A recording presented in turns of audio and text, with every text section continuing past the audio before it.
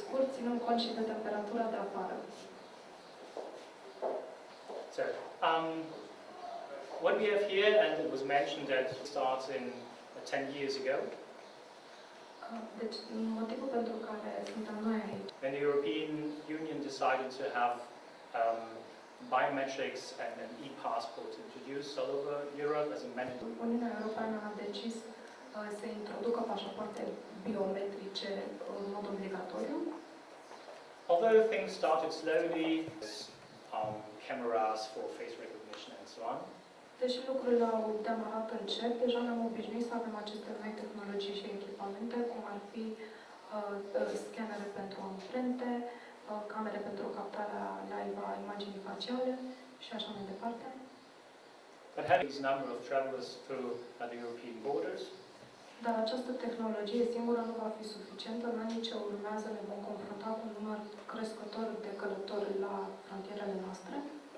So it would be necessary to increase also the link between all the existing systems and to increase the efficiency of all the devices we have at the borders. Și ar fi benefic să sporim legătura dintre toate sistemele noastre, cât și eficiența controlului la frontiere.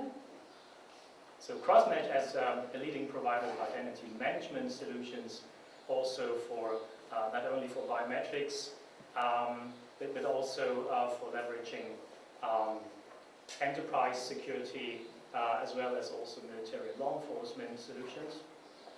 CrossMatch este o firmă care asigură soluții tehnice nu doar pe linie biometrică, cât și soluții tehnice militare și pentru alte agenții de apărare ale CIP. Is proud to be selected by EULISA and the European Commission to join the Smart Borders pilot. A fost aleasă de către Uniunea Europeană și EULISA pentru a se alătura proiectului Smart Borders. For several years now, CrossMatch contributed to European border security by delivering border crossing solutions or high technology devices and items. De un număr de ani de zile, firma CrossMatch a sprijinit Uniunea Europeană asigurând soluții tehnice și tehnologice pentru supravegherea frontierei. And we really appreciate that we have a chance in this test also to show our capabilities of mobile verification and authentication. So, for example, in the test, we do test in the train in Ungeni and the border station. Apreciem faptul că avem ocazia și de data aceasta să demonstrăm capabilitățile tehnologiilor noastre în testările de astăzi, cât și testările de la Ungeni feroviar. Having checks for face, iris and fingerprints in the train, and you can imagine even so summer is ahead of us, so temperatures in the train without that condition is quite a tough topic. Referitor la tehnologiile de verificare facială a irisului. Oh yeah. So summer is ahead of us, so the temperature will be high, and having biometric checks for travelers which are not very patient in this heat is quite difficult. În unele zone, datorită temperaturilor, va fi foarte dificil să facem verificări biometrice călătorilor din tren, mai ales în lipsa aerului condiționat. So we have to also prove that not only the technology is working, but also it is accepted by all the travelers. Trebuie să dovedim nu numai că tehnologia funcționează, dar că este și acceptată de toți călătorii. I'm looking forward for a successful test, and I'm sure it will be. Sper la un test cu succes și sunt sigur că așa va fi. Because of several reasons. First, the organization of EULISA was excellent for the whole Smart Borders pilot test. Cred acest lucru din câteva motive. Primul, pentru că organizarea EULISA a fost impecabilă.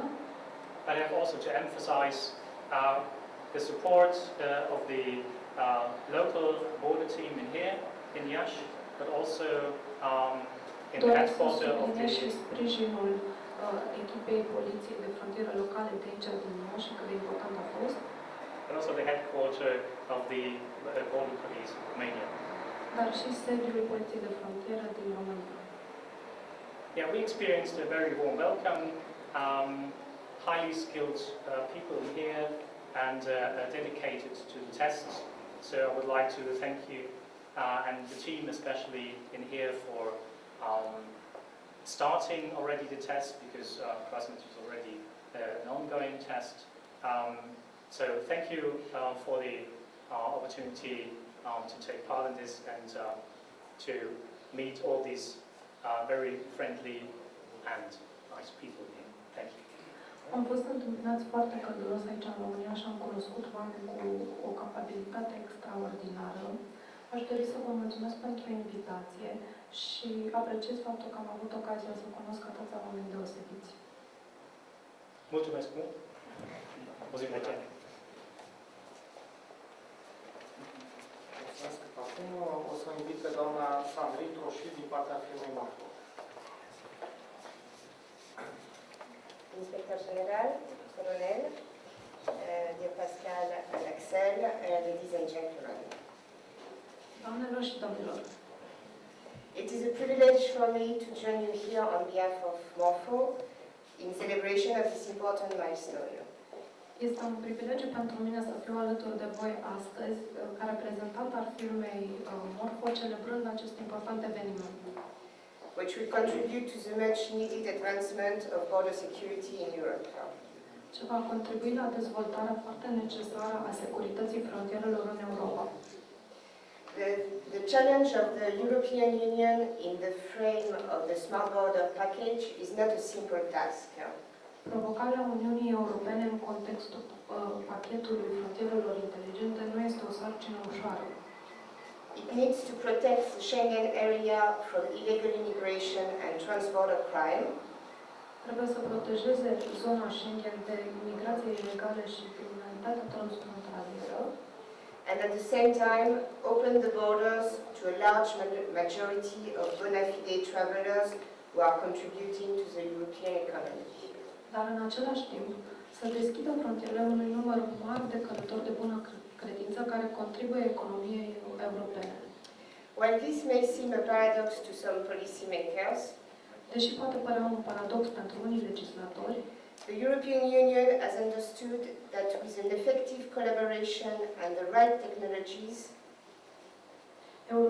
Uniunea Europeană a înțeles că prin o colaborare eficientă și tehnologiile potrivite, increasing security and facilitation at the same time as a border are indeed compatible.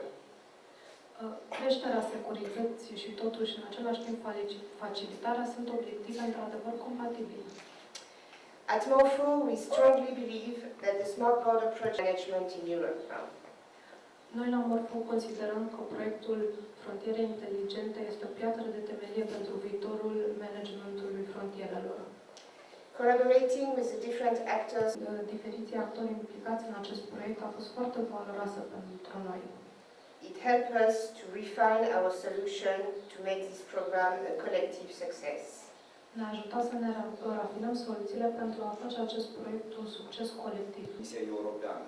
Controlul de frontieră mereu a prezentat o provocare pentru autoritățile de frontieră, fiind necesar de a îmbina eficiența controlului și durata acestuia.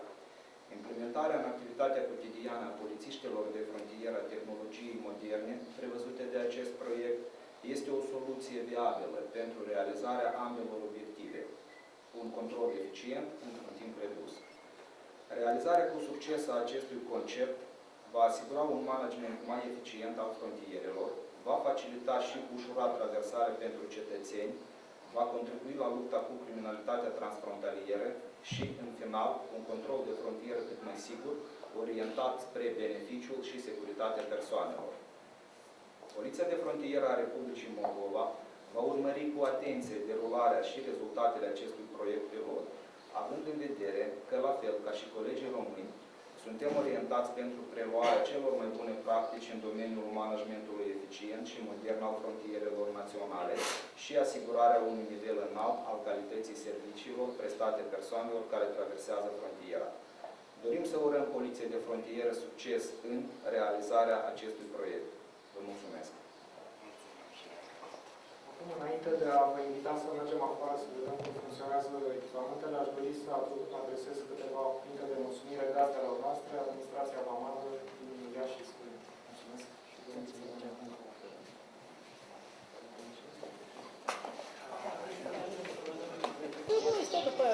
Merge? Merge. Da, putem. Avem, da? Bună ziua, îmi face plăcere să vă arăt cum funcționează dispozitivele. Numele meu este inspector de poliție Mucileanu Ionița. Sunt în prezent înlocuitor la comanda a punctului de trecere a frontierei Sculeni. Așa cum vi s-a spus, prima activitate care se desfășoară este nevoie pentru implementarea în sistemul pilot pe care îl aplicăm de astăzi, este prelevarea consimțământului benevol al persoanelor care urmează să fie implementate în sistemul Smart Borders. Persoanele își dau consimțământul în scris.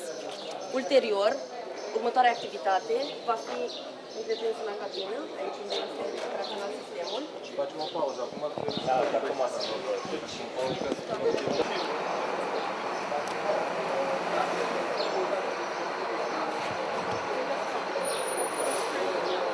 Următoarea activitate va fi calculată acesta implementează în sistemul pașaport, se prelevează datele din pașaport, datele biometrice, persoana se va uita la dispozitiv unde se va capta imaginea facială și imaginea irisului, compară cele două date în sistem, după care se implementează și este liber de Pentru domnișoara s-a terminat, dar în momentul când va veni cealaltă, să vă uitați aici că îi și confirmă participantului la trafic că activitatea a luat sfârșit. Aici, domnișoara. Nu este. După cum puteți vedea, este scris pe dispozitiv unde să trebuiască.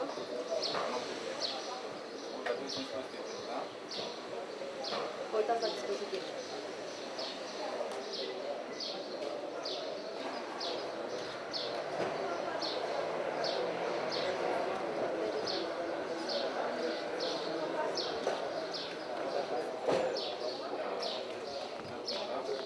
La dispozitiv unde vă arată. Imaginea a fost capturată. Se compară datele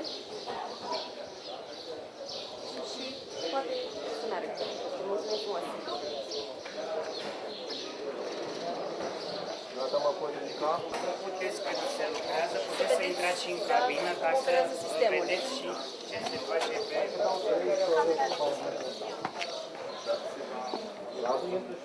Vă uitați, vă rog, la cameră, da? Nu în jos. Da? În cap. Unde să privească, se captează imaginea în timp real, se ia imaginea din pașaportul biometric, din chip, înregistrată și confirmă că poate să intre, că nu sunt probleme și că persoana care s-a prezentat efectiv la control este persoana din documentul de călătorie. Și că documentul de călătorie este bun, nu este falsificat, nu există indici de falsificare. Ok, mulțumim frumos!